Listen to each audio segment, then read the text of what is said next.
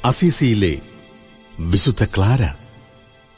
അസീസിയിലെ കുലീന യോദ്ധാവായിരുന്ന ഫൗറോനയുടെയും ഓർത്തലോനായുടെയും മകളായി ജനുവരി 29 ക്ലാര ജനിച്ചത്. ശരീര സൗന്ദര്യം, മനോജ്ഞമായ വ്യക്തിത്വം, സവിശേഷമായ ബുദ്ധിസാമർഥ്യം എന്നിവയുടെ ഉടമയായിരുന്നു വിശുദ്ധ ക്ലാര. 15 വയസ്സായപ്പോൾ മുതൽ നിരവധി പേർ വിവാഹ ആലോചനയുമായി വന്നു.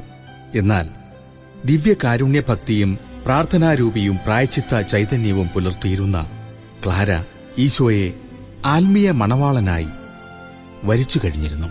1212 നോമ്പ് കാലത്ത് അസീസി കത്തീഡ്രലിൽ വിശുദ്ധ ഫ്രാൻസിസ് ലോകവിരക്തിയെയും പരിഹാര മനോഭാവത്തെയും കുറിച്ച് പ്രസംഗിച്ചത് ക്ലാരയെ സ്പർശിച്ചു.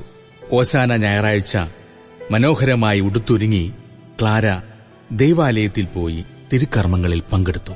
അന്നു രാത്രി പ്രായമായ ഒരു സ്ത്രീയോടൊപ്പം ക്ലാര പോർസ്യുങ്കള ദൈവാലയത്തിലേക്ക് രഹസ്യമായി പോയി. വിശുദ്ധ ഫ്രാൻസിസും സഹോദരന്മാരും കത്തിച്ച തിരികളുമായി അവളെ സ്വീകരിച്ചു.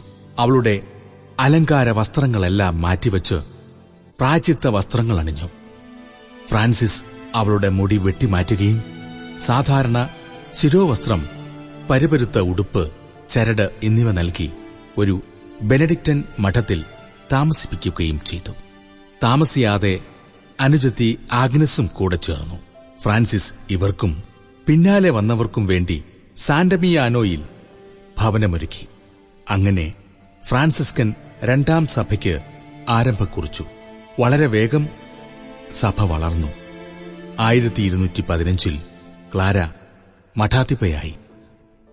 28 വർഷത്തോളം രോഗിണിയായി കഴിഞ്ഞ ക്ലാരയുടെ ഭക്ഷണം വിശുദ്ധ കുർബാന മാത്രമായിരുന്നു.